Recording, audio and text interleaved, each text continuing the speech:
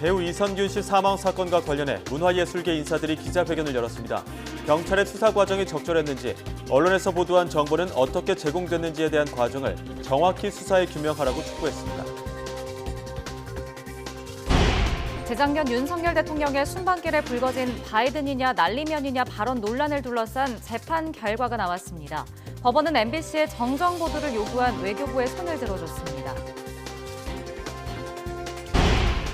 류희림 방송통신심의위원장의 민원 사주 의혹으로 내분이 격화되고 있는 방송통신심의위원회가 오늘 긴급 전체 회의를 열어 야권 위원 2명의 해촉 건의안을 의결했습니다. 러시아가 발사한 미사일이 북한의 이스칸데르라는 우크라이나 당국자 발언이 보도된 가운데 북한은 러시아가 북한의 무기를 사용했다는 정황은 근거 없는 비난이라고 부인했습니다. 통일부는 북한의 발뺌이라며 러북 무기 거래는 사실이라고 반박했습니다.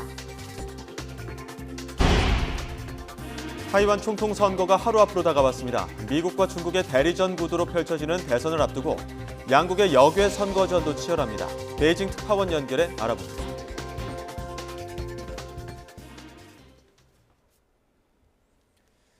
YTN 뉴스앤 이슈 이어갑니다. 29개 문화예술단체가 오늘 오전 기자회견을 열고 마약 투약 혐의로 경찰 수사를 받다가 숨진 배우 고 이선균 씨 사건의 진상규명을 촉구했습니다. 네, 관련 소식 취재기자 연결해서 자세히 알아보겠습니다. 김정혜 기자.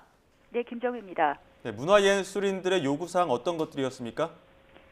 문화예술인들이 성명을 통해 요구한 건 크게 세 가지였습니다. 수사가 적법했는지, 국민의 알 권리가 맞는지, 현행법상 인권 보호를 위한 부분에 문제가 없는지 밝히라고 경찰과 언론, 국회와 정부에 요구했습니다.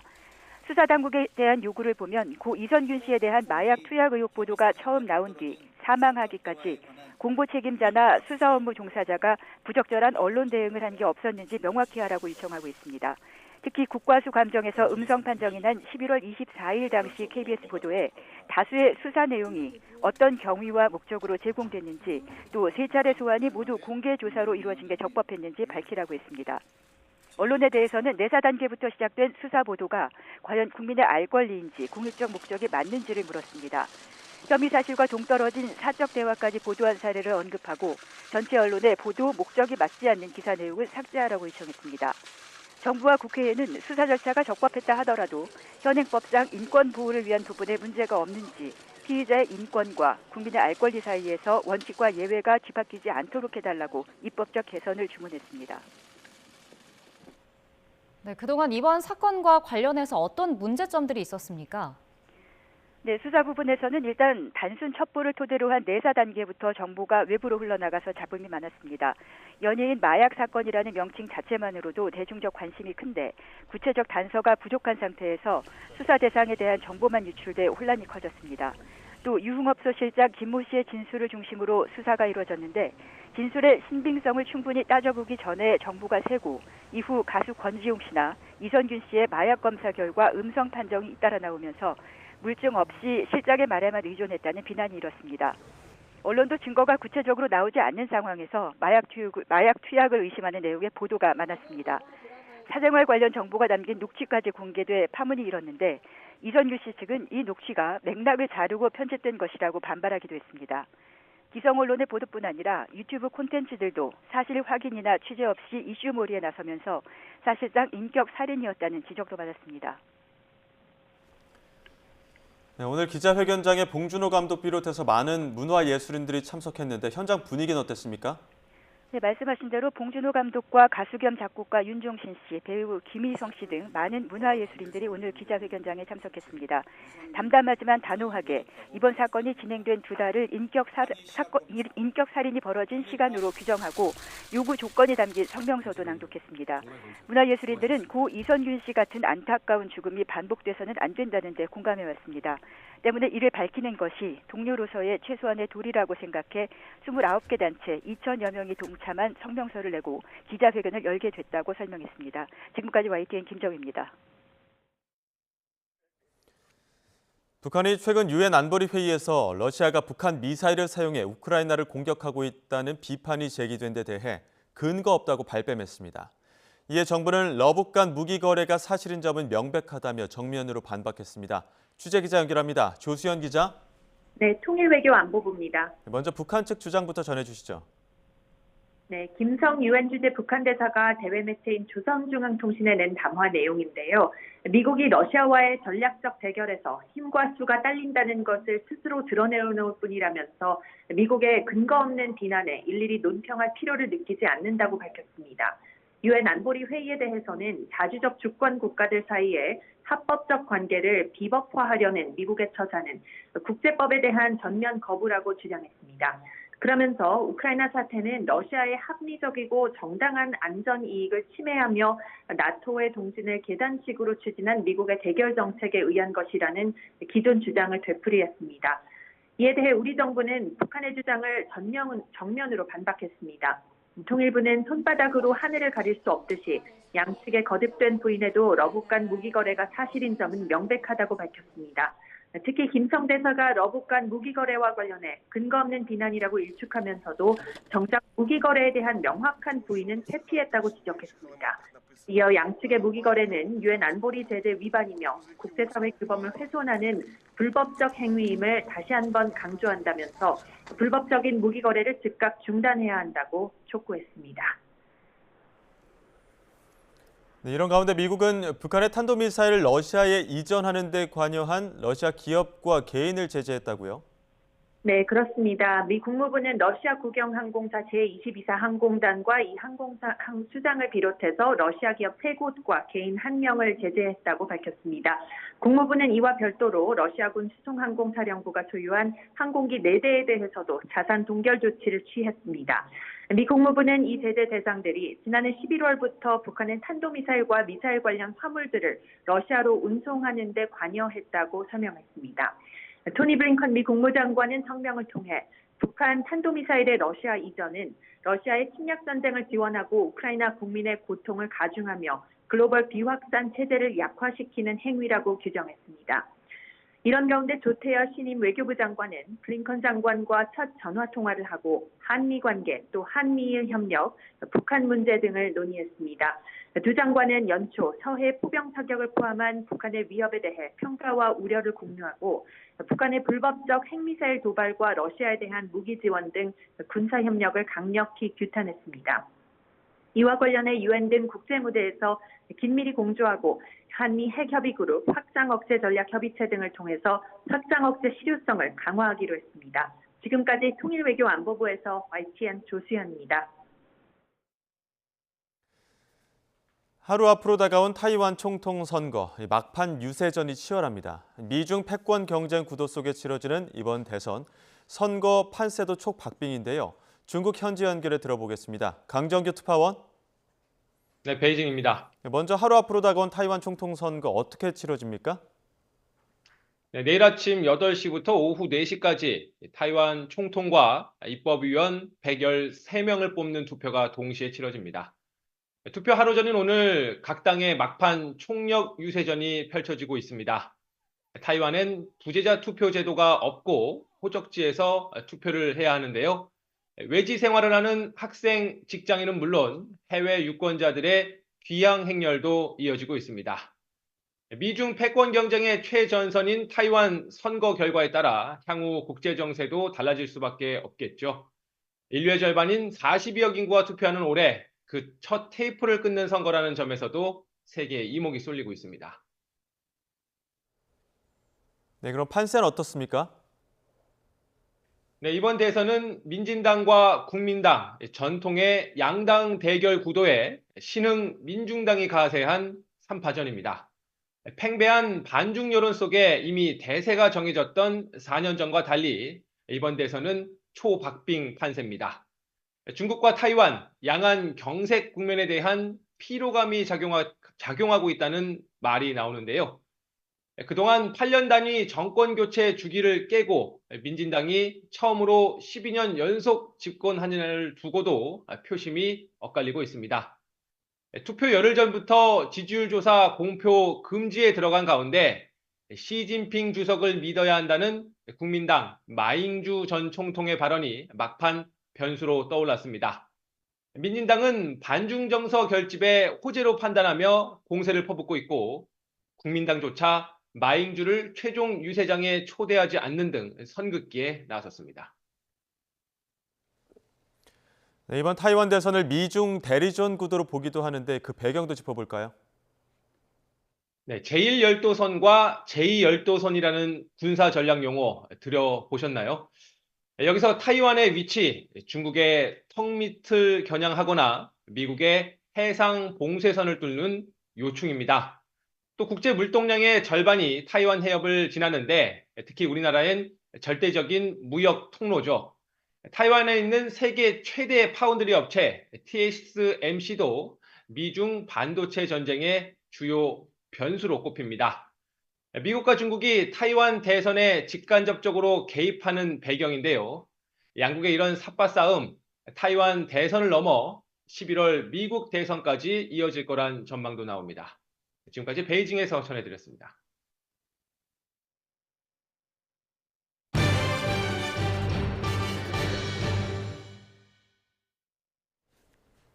재작년 윤석열 대통령 순방길에 불거진 비속어와 자막 보도 논란과 관련해 법원이 MBC에 정정 보도를 하라고 판결했습니다.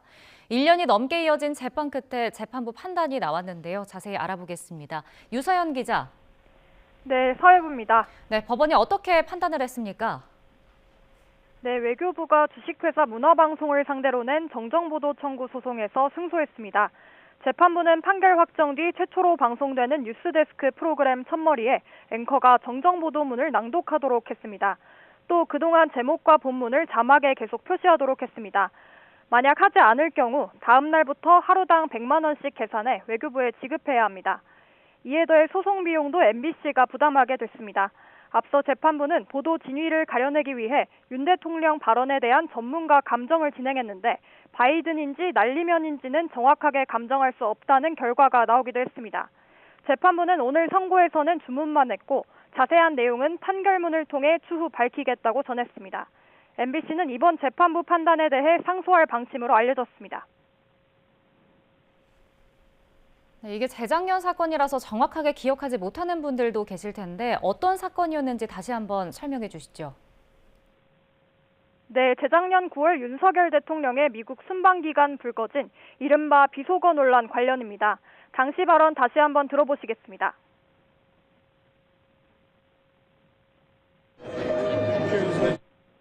승인 안 해주고 완전히 쪽팔려서.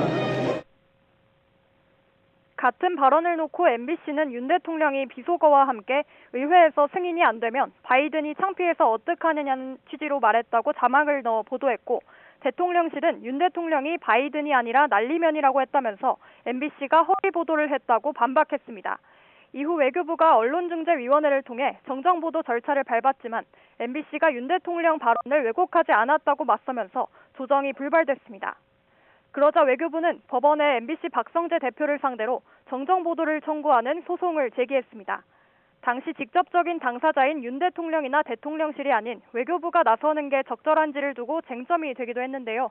현행법은 정정보도 청구는 피해를 입은 사람, 즉 당사자가 하는 걸 원칙으로 하기 때문입니다. 이에 정부는 외교부가 한미 관계를 총괄하는 부처로서 MBC 보도의 가장 큰 피해자라는 설명을 내놓기도 했습니다. 지금까지 사회부에서 전해드렸습니다. 류일인 방송통신심의위원장의 민원 사주 의혹 논란으로 내분이 격화되고 있는 방심위가 오늘 긴급 전체회의를 열어 야권 위원 2명의 해촉 결의안을 의결했습니다. 방심위는 오늘 비공개로 열린 전체회의에서 지난 9일 방송소위원회 회의 도중 류일인 방심위원장을 향해 욕설에 파문이 일고 있는 옥시찬 위원의 해촉 건의안을 의결했습니다. 방심위는 또 지난 3일 기자들과 만난 자리에서 회의 안건 내용을 유출했다는 사유를 들어 김유진 위원의 해촉 건의안도 의결했습니다. 윤석열 대통령이 방심위의 해촉 건의안을 제거해 야권 의원 2명의 해촉이 확정되면 방심위원들의 여야 구도는 4대3에서 4대1로 바뀌게 됩니다. 국민의힘 윤재욱 원내대표는 공천관리위원 발표 이후 일각에서 제기된 이른바 윤심 공천 우려에 대해 국민 눈높이에 맞는 기준으로 엄격하게 심사하겠다고 말했습니다. 윤 원내대표는 오늘 국회 원내대책회의 뒤 기자들의 관련 질문에 앞서 한동훈 비상대책위원장이 낸 입장이 당의 입장이라며 이같이 밝혔습니다. 한 비대위원장은 어제 지금 당을 이끄는 건 자신이라며 공정하고 설득력 있는 이기는 공천을 하겠다고 언급했습니다. 더불어민주당 이명배 공천관리위원장은 이번 총선에서 국민이 직접 공천한다는 구호를 내걸고 대한민국 최초로 국민참여 공천제를 실현하겠다고 밝혔습니다. 임 위원장은 오늘 민주당 공천관리위 첫 회의에서 국민이 공천 기준부터 후보 선정까지 참여하고 국민 경선을 통해 완결할 수 있는 민주적인 시스템 공천을 하겠다며 이같이 말했습니다. 이어 대통령도 법기술자, 여당 비대위원장도 법기술자라면서 검찰 통치 세력에 맞서 민주주의를 정상으로 되돌려 놓을 수 있는 후보를 공천해 민주주의 퇴행을 막겠다고 강조했습니다. 이재명 대표 흉기 피습 사건에 대한 경찰 수사 발표와 관련해 더불어민주당 일각에서 특검 카드까지 검토하고 있는 것으로 알려진 가운데 오늘 최고위원회의에서도 성토 목소리가 잇따랐습니다. 정청래 최고위원은 경찰 수사 결과가 축소, 은폐, 의혹투성이라며 무효라고 주장했고 박찬대 최고위원도 핵심은 없고 의문만 증폭되는 발표였다며 비난했는데요. 국민의힘은 음모론을 부추기는 나쁜 정치라고 비판했습니다. 직접 들어보시죠.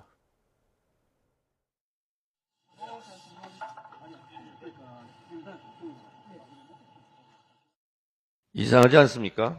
사건 발생 1시간도 안 되었고 당신은 이재명 대표의 생사 여부를 판가름하기 어려운 혼란스러운 상황이었는데 사건 현장을 왜 훼손합니까? 전망대 관리소 직원도 아닌 경찰이 누구 지시를 받고 사건 현장에 남아있을지도 모를 증거를 물총수로 지웁니까? 벌거벗은 임금님 찍는 건지 모르겠습니다. 왜 살인미수범을 살인미수범이라 부르지 못합니까? 경찰이 살인미수범 신상 정보를 꽁꽁 감추는 이유가 뭔지 의문입니다. 윗선에서 살인미수범 보호라도 하라고 지시라도 내려왔습니까? 그런데 민주당 일각에서는 경찰 발표에 대한 불신을 부추기고 검찰 권력으로 야당 대표 제거에 실패하자 직접 폭력을 자행했다는 등의 터무니없는 음모론을 생산하고 있습니다. 이는 더 큰 갈등과 정치 불신을 부추기는 나쁜 정치입니다. 경찰을 못 믿겠다며 특검과 국조를 외치는 민주당을 보면서 힘없는 국민들은 누굴 믿고 도움을 받아야 하는지 한탄할 수밖에 없습니다. 더불어민주당을 탈당한 의원 3명이 미래대연합이라는 이름으로 모레 창당 발기인 대회를 여는 등 본격 창당 계획을 발표했습니다. 신당에는 그간 제3지대 정치 세력 당신과 함께를 이끌어온 정태근 전 한나라당 의원과 박원석 전 정의당 의원도 함께하기로 했는데요. 창당의 변 잠시 들어보시죠. 지금과 같은 방탄 정치, 패권 정치, 적대와 대결의 승자 독식 정치, 무능과 무책임의 그들만의 정치를 타파하지 않고는 국민의 삶을 바꿀 수 없습니다. 대한민국에 미래가 없습니다.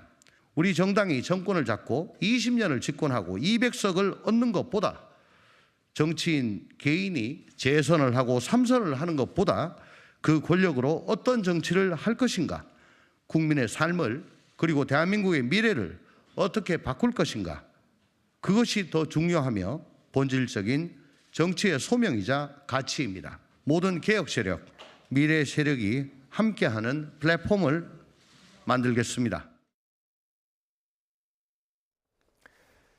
예정대로 어제 탈당을 선언한 이낙연 전 대표.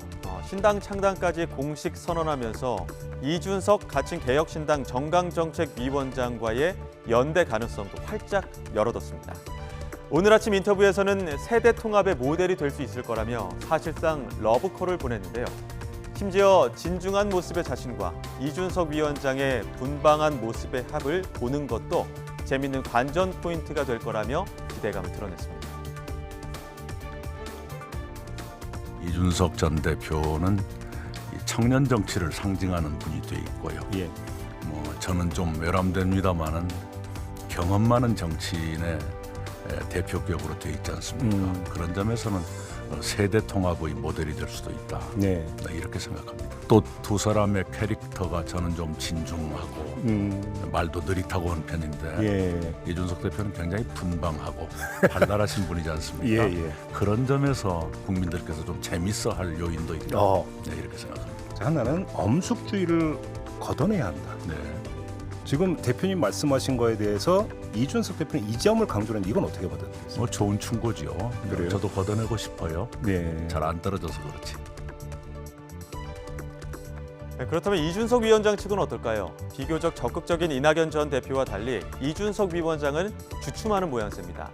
원칙과 상식도 이낙연 전 대표도 모두 구심점이 될 수 있는 역량을 갖췄지만 무턱대고 합치는 건 구성원들이 동의하지 않을 거라며 신중한 태도를 보였는데요. 들어보시죠.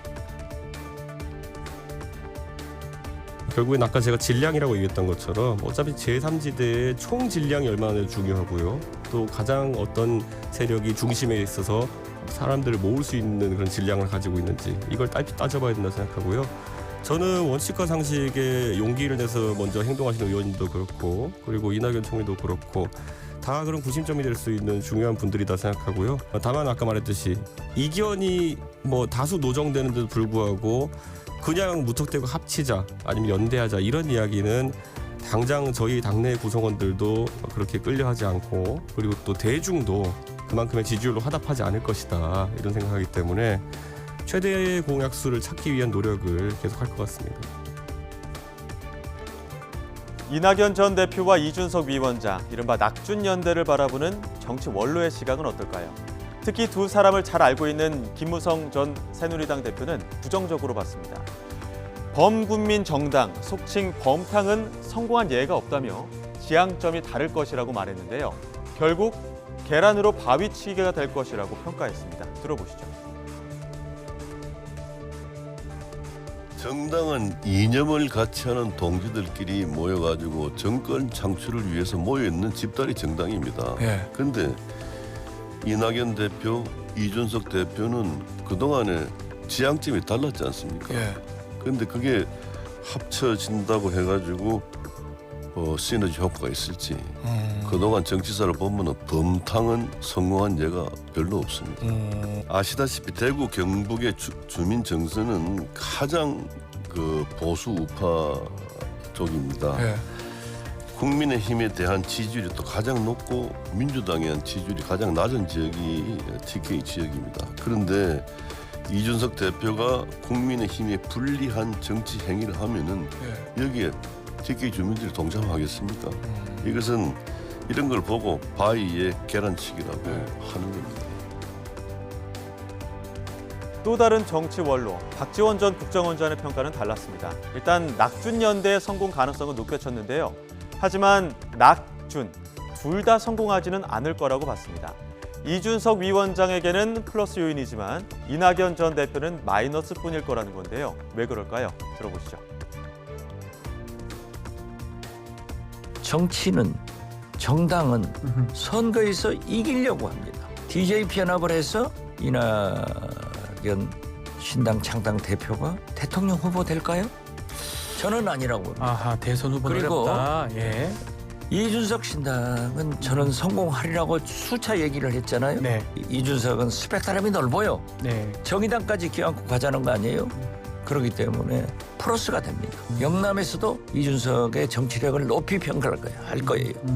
그렇지만 이낙연은 자기 홈베이스인 호남에서 어떻게 저렇게 정체성을 파느냐. 거기다 DJ 편합? 네. 자기는 DJ 아니지 않냐. 가서 대통령 되냐? 후보 되냐? 이걸 묻기 때문에 저는 결론적으로 말하면 이준석은 플러스, 이낙연은 마이너스다. 마이너스. 윤석열 대통령 지지율이 소폭 올라 33%를 기록했다는 여론조사 결과가 나왔습니다. 한국갤럽이 지난 9일부터 사흘간 만 18세 이상 1,002명에게 물은 결과 윤석열 대통령 직무수행 긍정평가는 33%, 부정평가는 59%를 기록했습니다. 긍정평가는 직전 조사인 4주 전보다 2%포인트 올랐고 부정평가는 3%포인트 하락했습니다. 긍정평가 이후에선 외교가 줄어든 반면 서민 정책과 복지, 부동산 정책이 늘었고 부정평가 이후로는 거부권 행사가 상위권을 차지했습니다. 정당 지지도는 국민의힘이 36%, 더불어민주당이 34%로 모두 직전 조사 때와 같은 수준을 유지했습니다.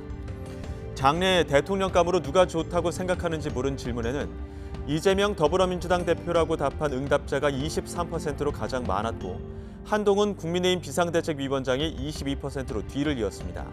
자세한 내용은 중앙선거 여론조사심의위원회나 한국갤럽 조사연구소 홈페이지를 참조하면 됩니다.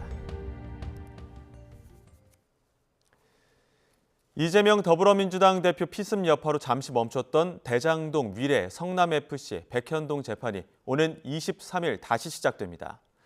서울중앙지방법원은 오늘 해당 재판의 공판 준비 기일을 열고 오는 23일과 26일, 30일 공판을 진행하겠다고 밝혔습니다.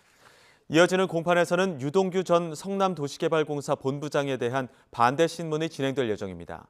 이 대표 측 변호인이 이 대표가 건강 문제로 당분간 재판 참석이 어려울 것 같다고 설명했지만 재판부는 이 대표의 일정을 모두 고려할 수 없다며 남은 일정을 그대로 진행하겠다고 설명했습니다.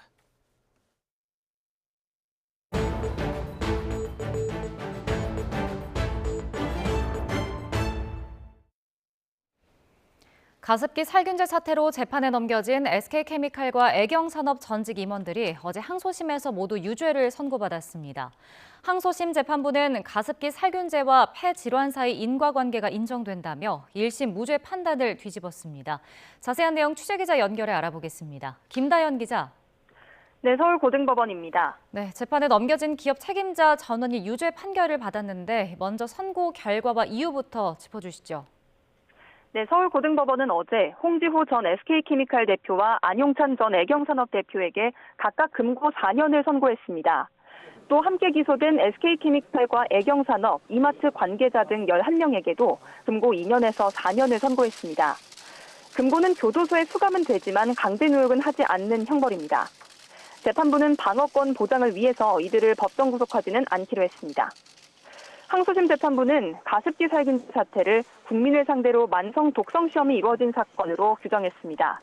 기업들이 제품 위험성을 제대로 확인하지 않아서 많은 국민이 원인도 모른 채 큰 고통을 겪었고 또 상당수는 사망했다고 질타했습니다. 또 피해 원인을 규명하는 과정에서 많은 사회적 비용이 들었고 피해 회복도 아직까지 완전히 이루어지지 않았다고 지적했습니다. 네, 1심에서는 전원 무죄 판결이 앞서 내려졌었는데 이 항소심 재판부가 어떤 부분을 다르게 판단한 겁니까? 네, 이번 재판에서 쟁점이 된 제품은 CMIT, MIT를 주 원료로 하는 가습기 살균제입니다. 앞서 1심 재판부는 이 원료와 폐질환 사이의 인과관계를 인정할 수 없다고 보고 무죄를 선고했습니다. 인과관계 자체가 인정되지 않기 때문에 이를 전제로 하는 다른 범죄 사실은 살펴볼 필요도 없이 무죄라는 판단이었습니다. 판결 이후 피해자와 유족단체는 물론이고요. 학계에서도 거센 반발이 이어졌는데요.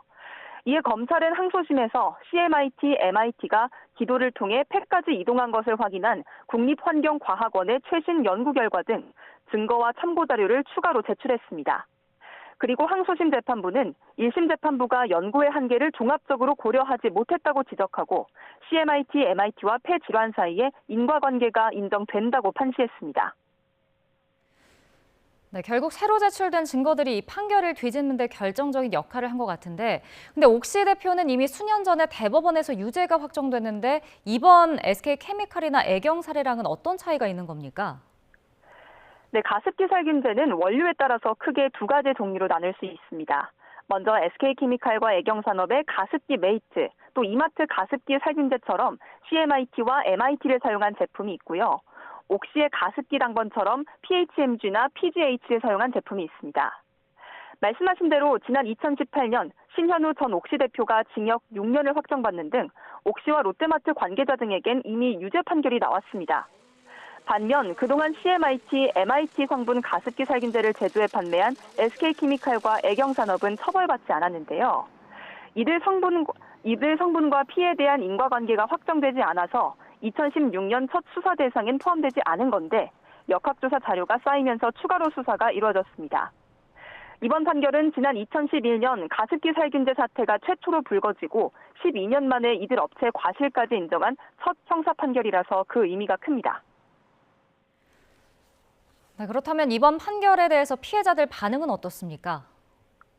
피해자와 유족들은 선고 직후 법원 앞에서 기자회견을 열고 재판부가 뒤늦게 정의를 실현해서 그나마 다행이지만 형이 너무 가볍다고 비판했습니다.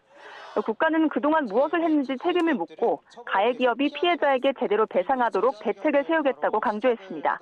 피해자 이야기 직접 들어보겠습니다. 2심 재판에서 그나마 이만큼이라도 유죄가 나와서 정말 너무 감사드리고 저희가 앞으로의 일에 좀 더 힘을 낼 수 있도록 여러분께서도 많이 지지해 주시고 응원해 주시길 바랍니다. SK, 이마트, 애경은 유죄입니다. 참으로 서글픕니다. 1,800명을 죽인 이 살인자들에게 고작 근거 4년이 뭡니까?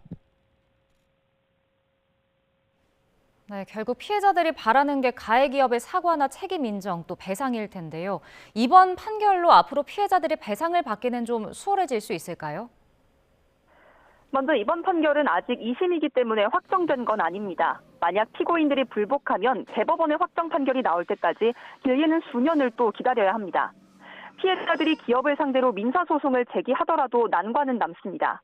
가습기 살균제와 폐질환 사이에 인과관계가 인정되긴 했지만 사람마다 피해 정도가 달라서 민사재판에서 다시 피해 수준을 따져봐야 하기 때문입니다.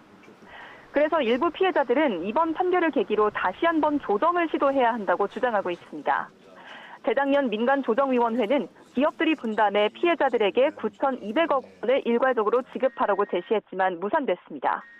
옥시가 54%, 애경이 7.4%, SK케미칼이 17.1%를 부담하라는 게 조정안의 골자였는데 옥시가 SK케미칼 분담액을 늘리라며 반발했기 때문입니다.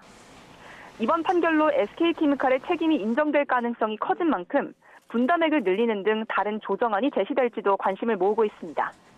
지금까지 서울고등법원에서 YTN 김다현입니다. 급성호흡기 감염증으로 입원한 중증 환자 10명 가운데 3명 이상은 독감 환자인 것으로 나타났습니다.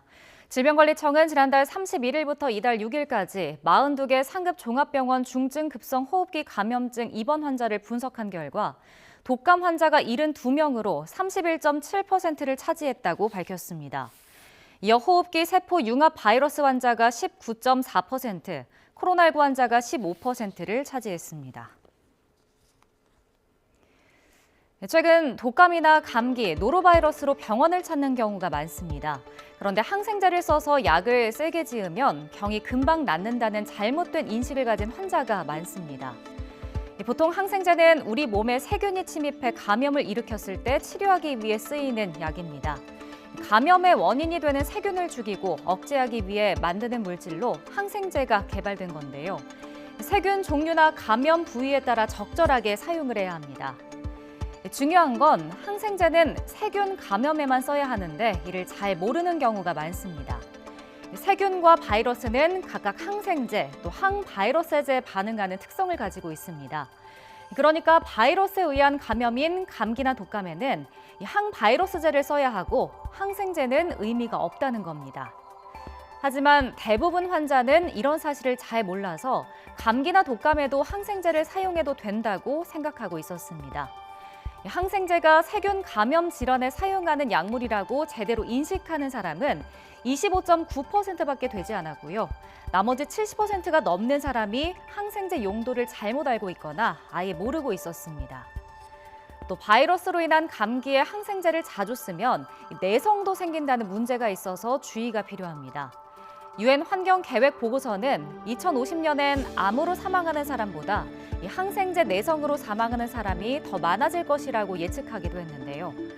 항생제를 무분별하게 쓰면 내성이나 부작용 위험이 커질 수 있어 정확한 용법을 알고 적절히 복용하는 것이 중요해 보입니다.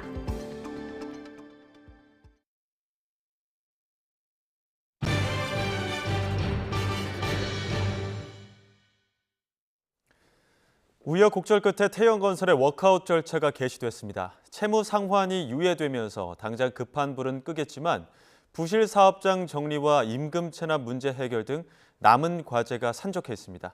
취재기자 연결해 자세히 알아보겠습니다. 윤혜리 기자. 네, 경제부입니다. 채권단이 결국 워크아웃 개시에 동의했는데 높은 창설률을 보였다고요? 네, 그렇습니다. 주채권은행인 산업은행이 어제 자정까지 서면 결의서로 채권단의 워크아웃 개시 여부 찬반 의사를 물었습니다. 그 결과 동의율은 96.1%로 높은 찬성률을 보였습니다. 채권단 협의회는 계열주와 태영그룹이 자구계획과 책임이행 방안을 신속하고 철저하게 진행하겠다고 대국민 앞에 약속한 것을 신뢰하기 때문에 워크아웃 개시를 결의했다고 밝혔습니다. 그러면서 태영 측이 자구계획을 차질 없이 이행하고 뼈를 깎는 노력을 기울여주길 바란다고 다시 한번 강조했습니다. 태영건설을 오늘 오전 곧바로 워크아웃 절차가 개시됐다고 공시했습니다. 또 태영건설 관계자는 자구계획을 성실히 이행해 워크아웃을 성공적으로 조기에 마무리하겠다며 채권단과 협력업체, 수분양자 등 모든 분의 피해를 최소화하겠다고 밝혔습니다. 네, 워크아웃이 개시되는 과정이 쉽지만은 않았는데 앞으로는 그럼 어떤 과정이 남아있는 겁니까? 우선 워크아웃이 개시됨에 따라 모든 금융채권은 상환이 유예됩니다. 동시에 외부 전문기관을 선정해 자산부채 실사에 들어가게 되는데요. 또 실사 결과를 바탕으로 기업 개선 계획을 수립하게 됩니다. 여기에는 태영그룹의 강도 높은 자구계획과 금융채권자의 채무조정 방안, 신규 자금 조달 방안 등이 포함됩니다. 이 기간이 3개월 정도 걸리고 오는 4월 2차 채권단 협의회에서 기업 개선 계획을 의결하는 절차를 밟습니다. 아울러 PF 사업장별로 PF 대주단 협의회를 구성해 태영건설이 현재 참여한 사업장을 어떻게 정리할지 논의도 이뤄지게 되는데요. 분양이 완료됐거나 현재 분양 중인 사업장은 안정적으로 사업이 마무리될 수 있게 하겠다는 게 채권단의 계획입니다. 다만 공사를 아직 시작하지 않은 사업장은 사업성을 따져서 시공사를 교체하거나 사업을 철수하는 등 정리 수순을 밟게 됩니다. 현재 태영건설이 참여한 PF 사업장은 전국 60곳으로 추정되는데요. 이 가운데 개발 초기 단계인 브릿지론 사업장이 18곳, 본 PF 사업장이 42곳으로 사업성을 갖추지 못한 공사 현장 상당수가 정리될 것으로 보입니다. 네, 당장 유동성 위기는 벗어났는데 그래도 남은 과제들이 산적해 있다고요? 네, 그렇습니다. 이미 분양을 마쳤거나 공사 중인 현장인 경우 수분양자들은 공사를 제대로 마칠 수 있을지, 입주엔 차질이 없을지 우려하고 있는데요. 태영건설은 대시양 홈페이지를 통해 워크아웃이 진행돼도 시공이나 입주, 분양 보증 효력에는 아무 문제가 없다고 설명했습니다. 또 분양받은 아파트 공사는 정상적으로 시공될 예정이라며 입주는 차질 없이 진행된다고 강조했습니다. 또 협력업체 임금 체납 문제도 해결해야 하는데요. 태영건설이 은행과 협력업체에 갚아야 할 대금 일부를 갚지 않으면서 일부 현장에선 노동자 임금이 제때 지급되지 않고 있다는 불만이 제기됐습니다.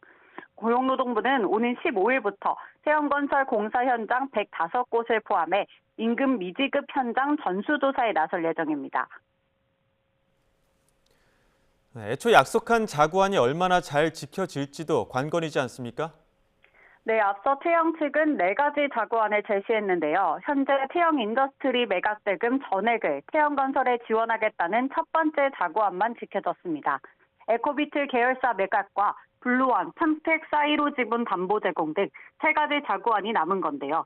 이를 통해 최소 1조 5천억 원 상당의 자금을 조달해야 워크아웃 기간 유동성 문제를 해결할 수 있을 것으로 보입니다.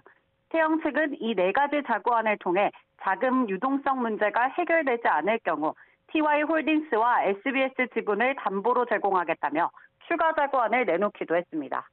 채권단은 이런 자구안이 단 하나라도 지켜지지 않거나 대규모 추가 부실이 발견될 경우 워크아웃이 중단될 수 있다고 경고했습니다. 지금까지 경제부에서 전해드렸습니다. 정부가 먹거리 물가 안정을 위해 대파 납품 단가 지원을 확대하고 수입 달걀도 할인 공급합니다. 김병환 기획재정부 1차관은 정부 서울청사에서 열린 물가관계 차관 회의에서 과일 가격 강세가 지속되는 가운데 폭설과 한파의 영향으로 상추와 오이 등 일부 채소 가격이 오르고 있다며 이같이 밝혔습니다. 미 증권거래위원회 승인에 따라 미국 뉴욕 증시에서 비트코인 현물 상장지수 펀드의 거래가 시작된 가운데 첫날부터 11개 ETF의 하루 거래 규모는 6조 원에 달했습니다. 현재 시각 11일 뉴욕 증시에서는 자산운용사 그레이스케일 인베스트먼트가 운용하는 그레이스케일 비트코인 트러스트를 비롯해 모두 11개 비트코인 현물 ETF가 동시 상장돼 거래됐습니다. 이스라엘 하마스 전쟁 이후 홍해에서 상선 공격이 잇따른 데 이어 이번엔 에너지 수송 동맥인 호르무즈 해협에서 미국 유조선이 납포됐습니다.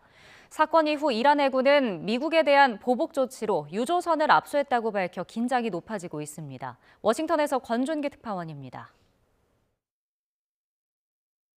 지난 7일 이라크 석유를 싣기 위해 알바스라 인근 해상에 정박해 있던 미국 유조선 세인트 니콜라스호. 오만만을 빠져나오던 유조선과 교신이 끊긴 건 현지 시각 11일 새벽이었습니다. 군복 차림의 괴한들이 유조선에 올라 배를 납포한 겁니다. 이란 해군은 곧바로 법원 명령에 따라 유조선을 압수한 거라고 밝혔습니다. 지난해 이란 석유 100만 배럴을 훔쳐 미국으로 운송한 배가 이름만 바꾸어 운항 중이었다며 보복 조치에 나섰다는 겁니다. 백악관은 거짓 주장이라며 당장 유조선을 풀어달라고 요구했습니다. I would put little stock in anything coming out of Tehran. This was a commercial vessel freely transiting international waters. No justification whatsoever to seize it. None whatsoever. They need to let it go. 최근 홍해에서 예멘 반군 후티의 상선 공격에 이어 에너지 수송 동맥인 호르무즈 해협에서도 유조선이 납포되면서 주요 교역로의 위기감은 더욱 높아지게 됐습니다. 중동 지역 긴장을 완화하기 위해 네 번째 순방에 나선 토니 블링컨 장관은 사실상 빈손으로 일정을 마무리했습니다. You move down the path to a Palestinian state. That's the single best way to isolate, to marginalize Iran and the proxies that are making so much trouble. 이란의 유조선 납포 소식이 전해지자 국제 유가는 한때 3% 넘게 뛰었습니다. 이란이 배후에 있는 후티 반군의 홍해 공격에 이은 이번 유조선 납포는 이란의 세력 과시를 넘어 확전 가능성까지 내비친 것으로 해석됩니다. 워싱턴에서 YTN 권준기입니다. 미국과 영국 등 다국적군이 글로벌 물류의 동맥인 홍해를 위협해온 친이란 예멘 반군 후티의 근거지에 폭격을 가했습니다. 이는 지난해 11월 홍해에서 후티의 상선 공격이 시작된 이후 다국적군의 첫 공습입니다. AP통신은 복수의 미 관료들을 인용해 미국과 영국이 순항미사일 토마호크와 전투기, 선박, 잠수함 등을 동원해 후티 근거지에 대규모 폭격을 가했다고 전했습니다.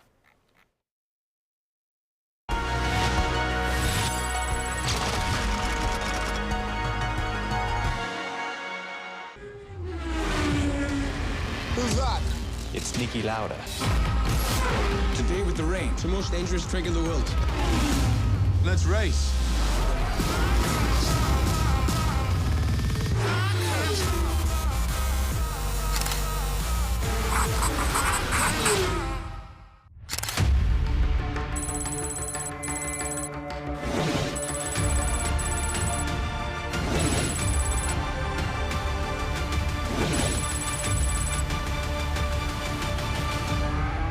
(1950년부터) 시작된 F1 역사에서 전설적인 라이벌이다. 뜨거운 트랙을 배경으로 세계의 대결을 펼쳤던 두 선수.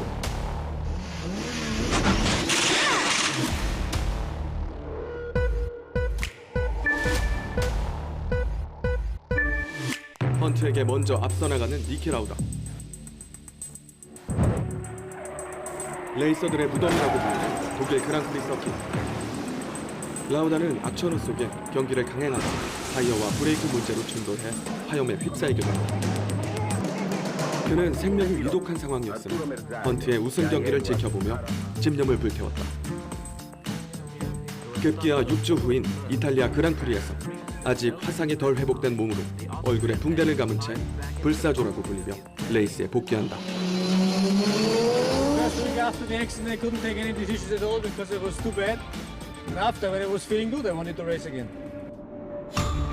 경기가 시작되기 전 폭우가 쏟아지기 시작했다. 폭우는 점차 거세졌고 라우다는 독일 경기 당시 생사를 넘나들었던 기억이 떠오르고 경기를 포기한다. 결국 헌트가 단 1포인트 앞서 드라이브 챔피언십 우승컵을 들어올리게 됩니다.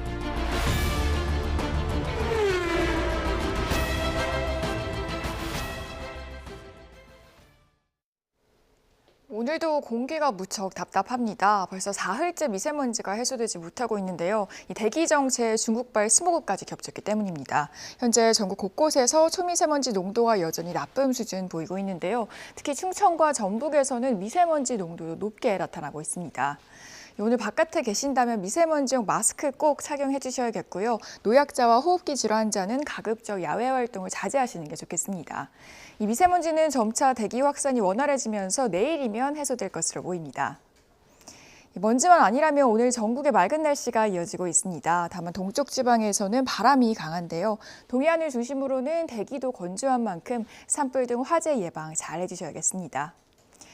오늘도 낮 동안 예년보다 온화하겠습니다. 오늘 서울 낮 기온 4도, 광주 10도, 부산 12도 예상됩니다.